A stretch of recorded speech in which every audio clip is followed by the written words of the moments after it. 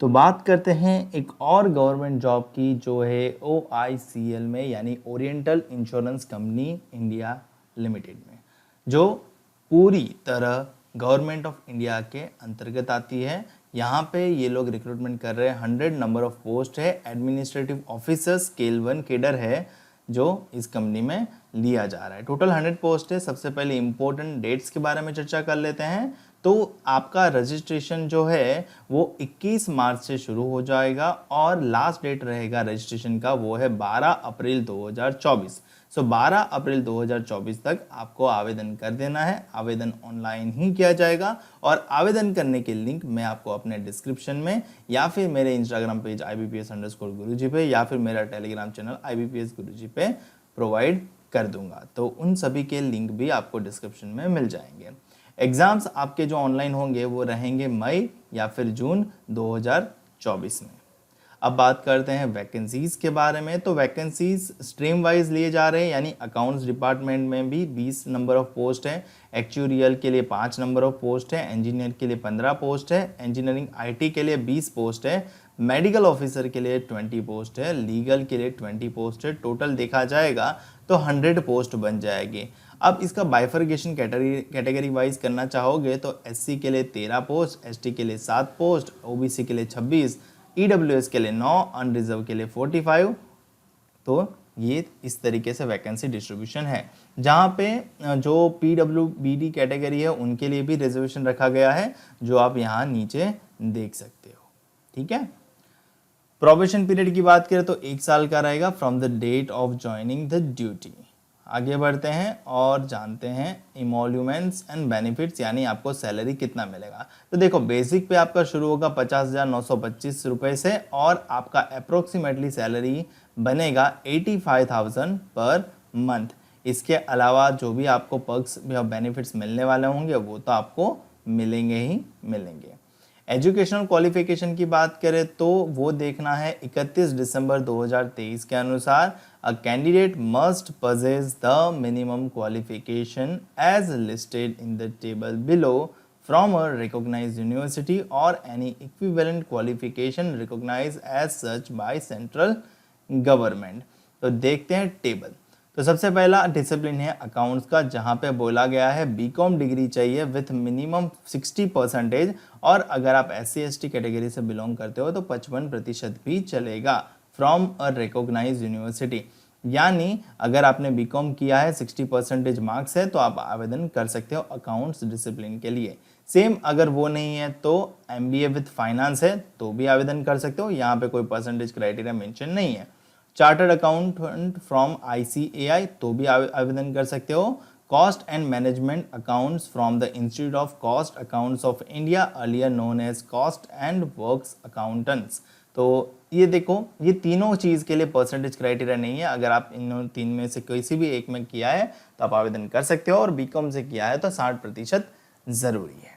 Second discipline है actuarial का। उसके लिए आपके पास चाहिए बैचलर्स डिग्री इन स्टैटिस्टिक्स या फिर मैथमेटिक्स या फिर एक्चुरियल साइंस विद 60% मिनिमम और SC/ST कैटेगरी वालों के लिए 55% मिनिमम। अगर ये नहीं है तो ये वाला आपके पास क्राइटेरिया होना चाहिए master degree in statistics, mathematics, actuarial science और any other quantitative discipline from a recognized university. अगर ये भी नहीं है तो bachelor's degree from a recognized university with passing credit of minimum 4 papers from the Indian Institute of Actuaries of India, Institute and Faculty of Actuaries UK out of mandatory minimum 4 paper passed or credit the count should compulsory have passed following 2 papers CS2 और CM2। ये actuarial के specialise जो आप course मतलब जो exam पास करनी रहती है उसके सब्जेक्ट है। सो इन तीनों में से जो भी आपके पास है अगर है तो आप आवेदन एक्चुरियल के लिए कर सकते हो।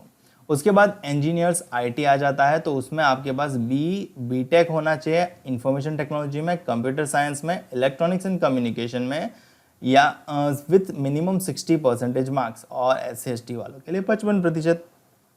और अगर ये नहीं है, अगर आपने ME MTech कर रखा है IT में, CS में, इलेक्ट्रॉनिक्स एंड कम्युनिकेशन में तो भी आप आवेदन कर सकते हो। यहाँ पे परसेंटेज क्राइटेरिया नहीं है, यानी आपके पास बैचलर में परसेंटेज फुलफिल नहीं हो रहे हैं, मास्टर कर रखा है तो मास्टर से आवेदन कर दीजिए। और अगर आपने MCA कर रखा है विथ मिनिमम 60% मार्क्स, तब भी आप आवेदन करने के लिए एलिजिबल हो IT स्ट्रीम के लिए। ठीक है। चौथा, इंजीनियर्स के लिए BE BTech in automobiles, mechanical, electrical, civil, chemical, power, industrial, instrumental engineering with minimum 60% marks and SC ST category वालों के लिए 55% मार्क। सेम मास्टर कर रखा है ME MTech in automobiles, mechanical, electrical, civil, chemical, power, industrial, instrumentation engineering from recognised university, तब भी आप आवेदन कर सकते हो। मतलब मास्टर्स में परसेंटेज का क्राइटेरिया नहीं है, बैचलर्स में है। डॉक्टर्स के लिए आपके पास MBBS या फिर BDS फ्रॉम रिकॉग्नाइज्ड यूनिवर्सिटी होना चाहिए, या फिर उसके इक्विवेलेंट जो भी डिग्रियाँ चलती हैं, ये वाली मेंशन जो है वो आपके पास होनी चाहिए, तभी आप डॉक्टर्स के कैटेगरी में आवेदन कर सकते हो। और लीगल के लिए graduate in law with minimum 60% marks and 55% marks, अगर आप SC ST कैटेगरी से हो तब आप आवेदन कर सकते हो। ठीक है। एजुकेशन क्वालिफिकेशन क्राइटेरिया आपका क्लियर हो गया होगा। अगर आपको कोई भी डाउट हो तो कमेंट सेक्शन खुला है, आप कमेंट करके अपना डाउट पूछ सकते हो। आगे बढ़ते हैं और जानते हैं एज के क्राइटेरिया के रिलेटेड। तो एज आपकी होनी चाहिए 31 दिसंबर 2023 के अनुसार, मिनिमम एज होनी चाहिए 21 साल और मैक्सिमम एज होनी चाहिए 30 ईयर्स, 30 साल। अगर आप एज रिलैक्सेशन की बात करेंगे तो अपर एज रिलैक्सेशन में SC ST कैटेगरी वालों को 5 साल का मिलता है, यानी वो लोग 35 साल तक आवेदन कर सकते हैं। OBC जो नॉन क्रीमी लेयर में आते हैं उनके लिए 3 साल का रिलैक्सेशन, यानी वो 33 ईयर्स तक आवेदन कर सकते हैं। और पर्सन विद बेंचमार्क डिसेबिलिटी वालों के लिए 10 साल का रिलैक्सेशन, यानी वो 40 ईयर्स तक आवेदन कर सकते हैं। एक्स सर्विसमैन जो इस क्राइटेरिया में फॉल करते हैं उनके लिए 5 साल का, डिफेंस सर्विसेज पर्सनल डिसेबल्ड वालों के लिए 3 साल का, विडोज, डाइवर्स वुमन और legally separated woman from their husbands उनके लिए 9 साल का, और existing confirmed employees of public sector general insurance companies including JIC Re, agriculture insurance company of India, उनके लिए 8 साल का एज रिलैक्सेशन मिलता है। एज रिलैक्सेशन का क्राइटेरिया क्लियर हो गया हो तो बात करते हैं सिलेक्शन प्रोसेस के बारे में। सिलेक्शन प्रोसेस में सबसे पहले आएगा आपका प्रिलिमिनरी एग्जामिनेशन, जिसको फेज 1 बोलेंगे, जहां पे 3 सब्जेक्ट रहेंगे। English language 30 question 20 minutes 30 marks, reasoning ability 35 question 35 marks 20 minutes, और मैथ्स के लिए 35 क्वेश्चन 35 मार्क्स 20 मिनट्स, कुल मिलाकर 100 क्वेश्चन 100 मार्क्स, और टोटल 60 मिनट का समय है कहने के लिए, बट वो section wise individually 20 minutes already distributed है। ठीक है। वैकेंसी के 20 गुना कैंडिडेट को सिलेक्ट किया, शॉर्टलिस्ट किया जाएगा मेन एग्जामिनेशन के लिए। तो फेज 2 रहेगा मेन एग्जामिनेशन। फेज 2 में आपका 2 टाइप का टेस्ट होगा, ऑब्जेक्टिव टेस्ट भी रहेगा और डिस्क्रिप्टिव टेस्ट भी रहेगा। ऑब्जेक्टिव में रीजनिंग आपको 40 मार्क्स का पूछा जाएगा, 30 मिनट्स का समय दिया जाएगा। इंग्लिश आपको 40 मार्क्स का 30 मिनट्स का समय दिया जाएगा। जनरल अवेयरनेस आपको 40 मार्क्स का 25 मिनट्स का समय रहेगा। मैथ्स आपके लिए 40 मार्क्स का 30 मिनट्स का समय रहेगा। और जो आपने स्ट्रीम के लिए आवेदन किया है, यानी स्पेशलाइज स्ट्रीम का, टेक्निकल नॉलेज और प्रोफेशनल नॉलेज के क्वेश्चन रहेंगे, 40 क्वेश्चन पूछे जाएंगे, 35 मिनट्स का समय रहेगा। कुल मिला के 200 क्वेश्चन बनेंगे, और 200 क्वेश्चन के लिए आपको ये सेक्शन वाइज टाइम दिया गया है। और डिस्क्रिप्टिव टेस्ट भी रहेगा इस टेस्ट के बाद, जहाँ पे आपको कीबोर्ड की मदद से टाइप करना रहेगा।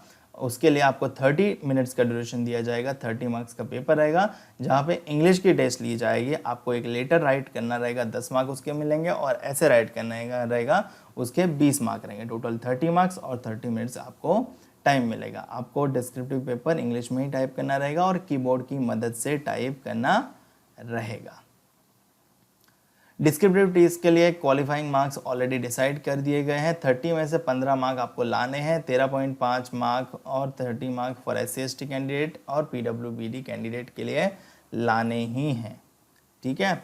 और जो पेनल्टी फॉर रॉन्ग मार्क्स है वो होगी 1/4 ही एज ऑलवेज। और फेज 3 रहेगा इंटरव्यू, यानी 3 फेजेस में आपका सिलेक्शन होगा। Phase 1 prelims, phase 2 mains, phase 3 interview, और उसके बाद आपका फाइनल सिलेक्शन हो जाएगा। एप्लीकेशन फीस के बारे में चर्चा करें तो SC ST कैंडिडेट वालों को, PWD कैंडिडेट वालों को और confirmed employees of oriental insurance company के कैंडिडेट वालों को 250 रुपये रहेगी फीस। और बाकी बचे कैंडिडेट्स जो all other candidates other than ऊपर जो मेंशन किए गए हैं वो, उनके लिए 1000 एप्लीकेशन फीस है प्लस GST अगर एप्लीकेबल है तो। एग्जामिनेशन सेंटर की बात करें तो यहाँ पे state wise examination centre present है, अवेलेबल है। आप वीडियो पॉज करके देख सकते हो। यहाँ पे ये फेज़ 1 के लिए एग्जामिनेशन सेंटर है। जैसे ही फेज़ 2 के लिए एग्जामिनेशन सेंटर की आप चर्चा करोगे तो वो काफ़ी लिमिटेड हो जाएंगे। तो इस प्रकार से आप स्टेट वाइज फेज़ 2 के एग्जामिनेशन सेंटर भी देख सकते हो। और आवेदन करने के लिंक मैं आपको डिस्क्रिप्शन में दे दूंगा। सेम इस पीडीएफ का लिंक भी आपको डिस्क्रिप्शन में मिल जाएगा और ऑफिशियल वेबसाइट का भी लिंक मैं आपको डिस्क्रिप्शन में दे दूंगा। और साथ ही साथ IFSCA में भी ग्रेड ए ऑफिसर की यानी असिस्टेंट मैनेजर की रिक्रूटमेंट की नोटिफिकेशन आई है। अगर आपने वो वीडियो नहीं देखा है, उसके लिए भी आवेदन करना चाहते हो तो उसके लिए भी आवेदन करने के लिंक और वीडियो के लिंक मैं आपको डिस्क्रिप्शन में दे दूंगा। इसके अलावा भी अगर आपके कोई डाउट छूट जाते हैं तो आप कमेंट सेक्शन में कमेंट करके डाउट पूछ सकते हो। मैं आपका डाउट क्लियर करने की कोशिश पूरी करूँगा। मिलते हैं अगले वीडियो में अगली नोटिफिकेशन के साथ।